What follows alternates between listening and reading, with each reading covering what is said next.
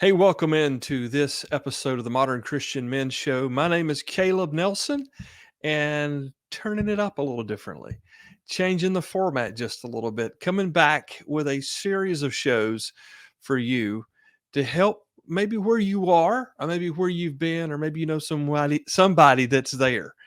Here's the deal. The last 13 plus months of my life have been no fun for me or anybody in my house. Little did I realize I was going through some anxiety, some depression, some oppression. I had no idea what was going on until friends of mine spoke truth into me to help me understand why I was where I was and how to get out of where I was. This time through, a dear friend of mine, a buddy, Kevin Stout, joins me to talk about his experiences, and we kind of share some notes and come up with some good ideas to get you from where you may be to where you need to be. Thanks again for watching the Modern Christian Men Show. Here's Kevin Stout. Hey, Kevin, welcome into the Modern Christian Men Show, formerly known as an audio-only podcast, but here we are with our faces made for radio for the world to see. How's it going? It's going great, Caleb. Thank you for having me on today. Absolutely. We've got a lot of commonality. Number one being dudes that love Jesus. Two are very strong, powerful women of God. We call our wives, and we're dads of daughters. So just a little bit of commonality there. And Yes, sir. your daughters are ahead of mine.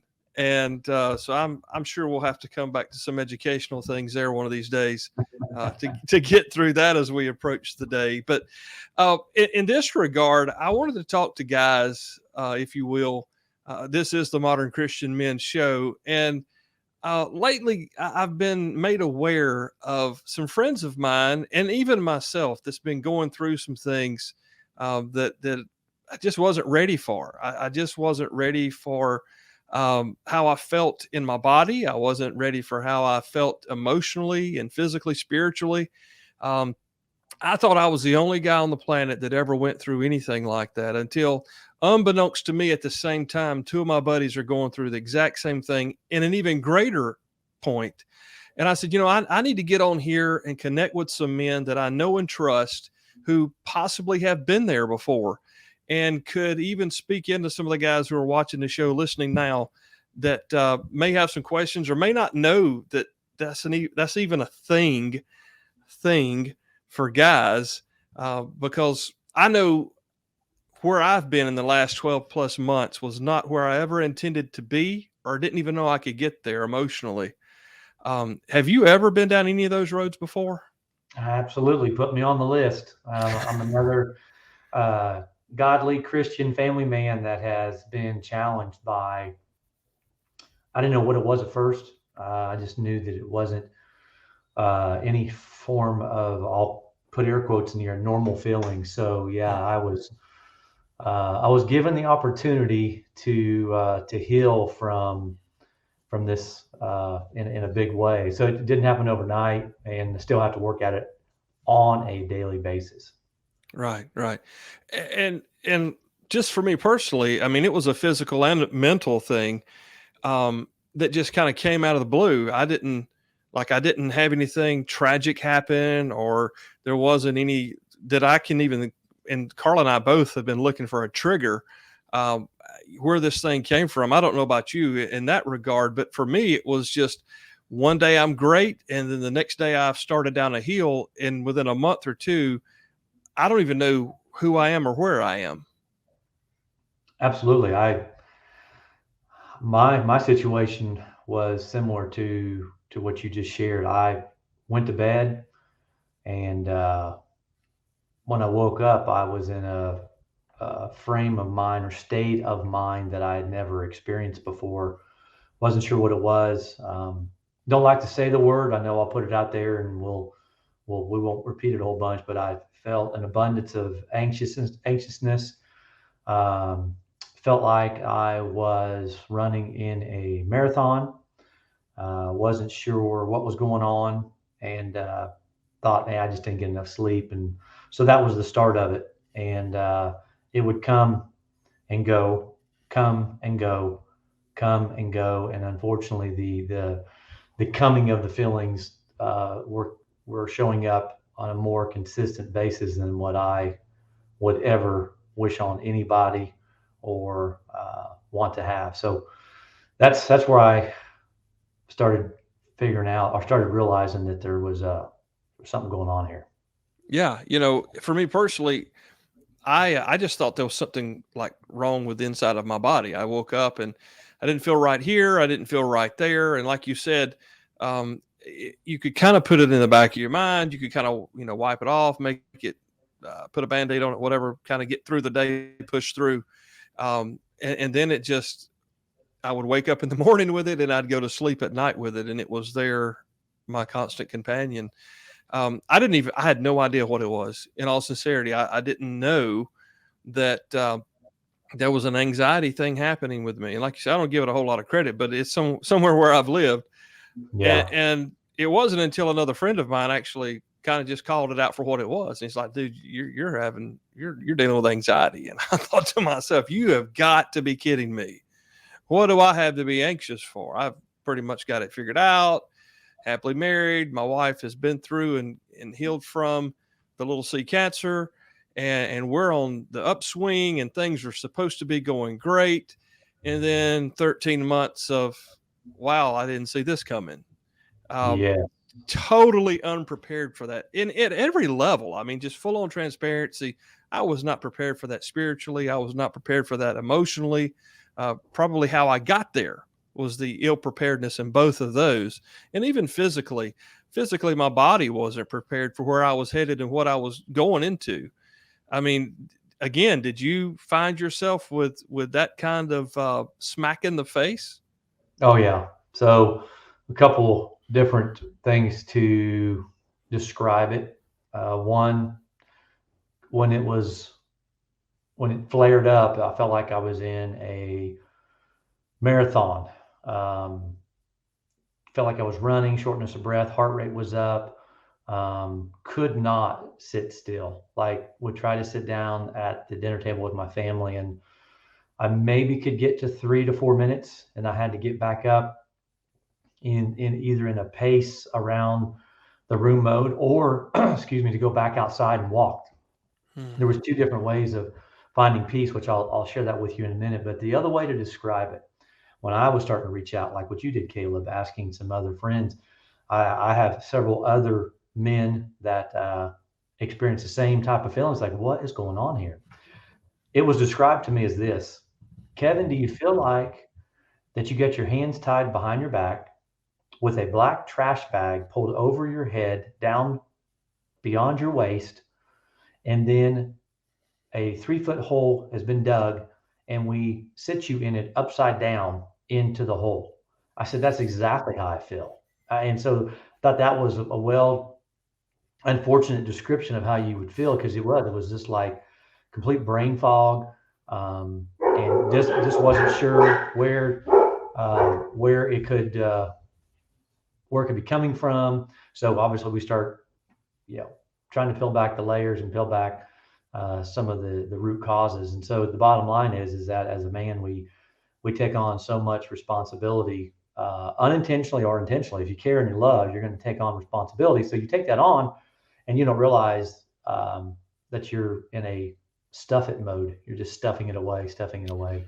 So Right. it got to a point for me where throughout the day, I couldn't wait for nighttime to go to bed so I could hopefully rest. And then when I got in bed, I couldn't wait for daylight to get here so I could get up, because I could not get myself in a I'll say peaceful frame of mind. So Hmm. walking gave me peace, and the second thing that gave me peace, and it was with me constantly, was God's word, His promise. I got scripture on note cards, and if I was reading those note cards or reading right out of the Bible or any type of devotional encouragement, it would leave me. Hmm. Anytime I'd have worship music on, it would diminish or leave me. So I was in my car as I was working, and I would have worship music on. So I did learn those defense mechanisms, if you will, His word, His promise, which never returns void. I Mhm. did have to get to a point where it was just constant. Well, literally, I would go to bed, nightstand, reading the note cards, and I would be able to get enough peace to relax. But then I would wake up sometimes 2 in the morning, 3 in the morning, have to get up and read scripture, pace around the room. So I went through that transition. So then I started also looking at it from, got the promise side of things, turning to Him, but then I started realizing what is my body lacking. And so one of the things, vitamin B12 is good for our nervous system. I also realized that magnesium is also something a lot of men lack. And so this is a contributor towards the anxiousness. And then, um, so we have B12, magnesium, and then it's a vitamin, but it's cataplex E E2. I think that's what it is. Anyway, that is for our arteries and our nervous system as well. So all those things I was able to piece together and help feed my physical body, my temple, but Mhm. it all was, of course, rooted from the spiritual attacks, is what it amounted to.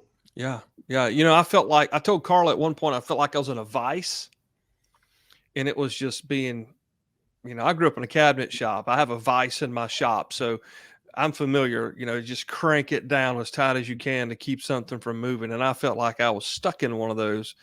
Just to kind of go back for just a second, uh, this show initially was established as a platform for men to be able to enjoy who God made them to be in their masculinity, and that's great and everything. But I've learned in the last year, and I think you've learned as well in the past, that there's more to being a godly man than just being masculine, and Mm-hmm. not being effeminate, not being placating to the societal whims of whoever's in charge this week. But this actually, this experience that I've come through has opened my eyes up to a whole new understanding of Christian masculinity. And Yes. when you were talking about listening to the word, listening to music all the time, I went right back to Saul when he was there in his throne room, and he would call for David to come play music, and David Mm, was literally singing psalms out of our Bible, right?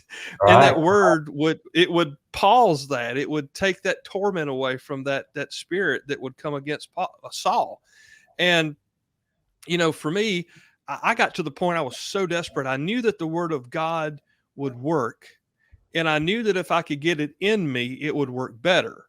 Right. Then I decided if I could hear myself say it, it would really be beneficial. But I can't walk around with note cards all the time. I can't drive reading note cards.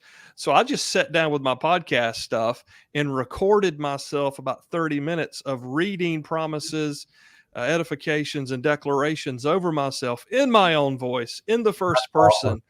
And Yeah. that made such a difference for me. And it's exactly what you're saying is, you know, I know when I first kind of came into a greater understanding of the Lord, people would say you've got to apply the word to your situation. You've got to speak the word in your situation. And when like at the one point you lose your house, well, how do you speak the word into losing your house, or how do you speak the word into losing your job, or how do you speak the word into not being able to be the dad you need to be? And you literally just speak the word. I mean, you Right. take the Bible, you pick your favorite version, and you read that out loud in your situation. Have in addition to your note cards, I mean, are you still kind of taking the word out of your mouth out loud to edify yourself and encourage yourself in this time? Daily. Daily. Start my morning with that. We have, uh, my wife and I both have devotional time, uh, individually, but also together. So Mhm. we have, for lack of a better term, we do have something similar to a prayer room, but in there we have a bunch of his promises, and there are tied to what he says about us, not what the world says about us. Encouraging words, how his plans are to prosper us, not to harm us. Mm-hmm. No weapon formed against us can prosper. So all those things we speak, but it is very, very important, Caleb, for it to physically come out of our mouth. Even if it should be a whisper, Right. it does need to be, it needs to come out of our mouth. We can think it, but if we don't put it out there, then we're kind of putting a brick wall up, if you will. So we have to allow it to come out of our mouth and to speak it uh, on a daily basis. It's not like, oh, I'm feeling better today, I'm just gonna no. 'Cause I am now in a I'm gonna say a habit of just, but it's probably my most enjoyable time or part of my day. Mm. And should I not take that time for me, then I'm just opening up an opportunity for, I'll say, for a relapse, if you will. So I Right. just I don't have time for it. I know you don't have time for it. All the other men I've Mm. talked to, you don't have time for it. I got to a point, and I knew, my wife and I would pray together, and she was like, we've got to do something more than what we're doing here. So I got to a point, and this is just factual, in the bathroom, toothbrush in one hand, toothpaste in the other hand, and I wasn't sure what to do with it. Mm. To that point where I literally was so brain fogged and couldn't make the smallest decisions, like what to do with the toothpaste and the toothbrush. So it is real. I don't wish it on Mm-hmm. anybody. It's real that comes upon it. I never visioned, I've never even dreamt of it. I'd heard of people having it. I, at the time, could not relate to it. But I know now anybody who is experiencing that, I am very open to talking with them, sharing some different ideas with them, because it is unfortunately very, very real. When I was laying on the couch and I thought I was having a heart attack, it wound up Yeah. being Pizza Hut, um, hamburger and onion pizza. But our past experiences will fool us sometimes. And having been an EMT for years, I knew the classic signs of a heart attack. Pain in your left arm, pain down your left jaw, and pain in the center of your chest. And that's, man, I was there for days, and I'm Mhm. thinking, if this is a heart attack, this have got to killed me by now because I've had these symptoms for so long. And Mhm. you go to the hospital a couple of times, get you a couple of EKGs, get you a couple of quarts of blood pulled out of you for testing. I mean, it's no joke. Mm-mm. And of course, they're doing their job. And finally, the doctor just said, "Please go home. You're fine." And it still took a long time for me to think I was fine. I'm not saying I've arrived anywhere. Don't take it that way. But I get what you're saying.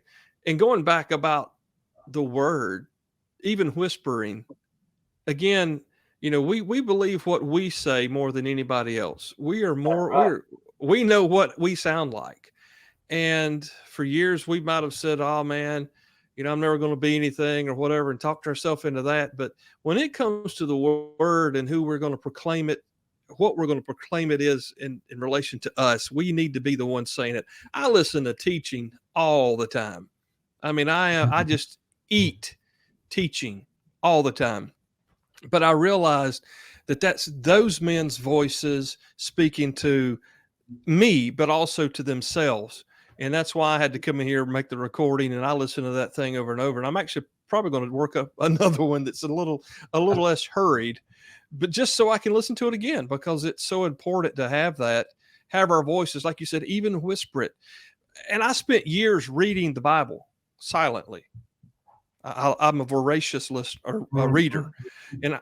and I would read just to myself, because who wants to listen to Dad read the Bible at 11 o'clock at night or 7 o'clock in the morning?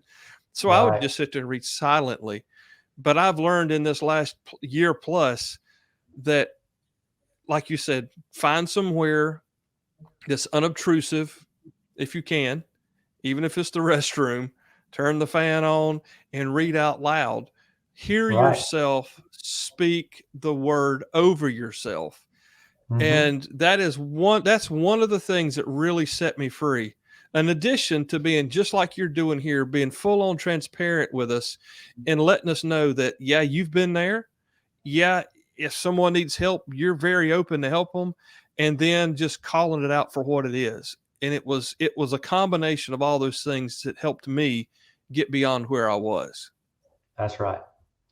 Well, those are all great points that you're doing as well. And again, even if it is a whisper, I've learned that Hmm. it's coming out of your mouth, whether you're screaming it, speaking with normal tone, or whispering it, it's coming out of your mouth. Mm, absolutely. And it's your voice. Mm-hmm. And those declarations were made over us, over our family, over our lives. I didn't know what I didn't know. And you hear people all the time, oh, well, just speak the word. I tell you what, I was to the point where I didn't even want to speak the word. You know what I mean? It was such a hole. You're saying you're so upside down. You're like, it's not going to work for me. I might as well just go on. And Well, I had no comprehension of just how powerful that could be. absolutely. Well, you and I both know that's where the enemy wants us. Hmm. Powerful, godly men are going to go under the most attack. They're going to be Yeah. attacked. The ones that aren't there, not taking time to get into his word, not trying to make a difference in the kingdom, they're not going to probably deal with this because the enemy's not worried about them. Right. They're worried about good, godly men that are trying to make a difference in the kingdom. And so we're gonna we're gonna have to put on the armor, which is one of his scriptures to put on the armor of God. And I understand what that means now as well. I used to hear that and be like, what are they talking about? Now I get Right. it. Yeah. I get it. Yeah. One of the things that I just want to encourage folks with here, and I don't want to hold you up too long, but um, people may not know you, people may not even know me, but they know somebody. Men know somebody else that they could talk to. Hmm. As I was going through this, and I've got friends, man. I mean, you're in Nashville, Tennessee, and I consider you a brother of mine. I mean, we're buddies. That's And I right. was like, I'm not going to bother Kevin with this. I'm not going to bother nobody with this. This is just me, and I'm silly, and I'm just foolish and weak or whatever. But through the whole process, I learned a new level of empathy. Hmm. I learned a new level of understanding and appreciation for other people's situations they're in. Right. And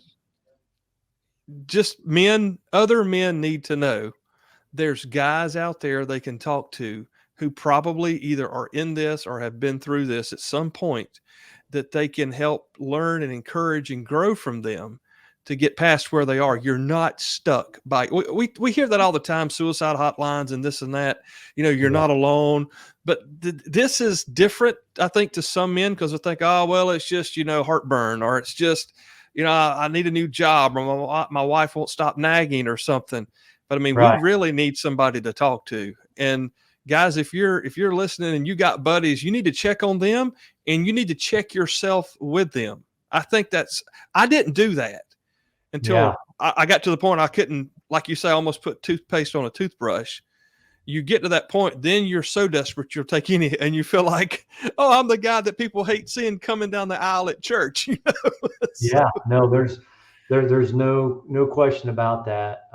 At one of my lowest points as well, Caleb, I remember being at church, and of course the worship music, um, powerful. I was feeling some peace, relief, if you will. The message was great, and then the church service was coming to an end, and I could just feel it coming back up.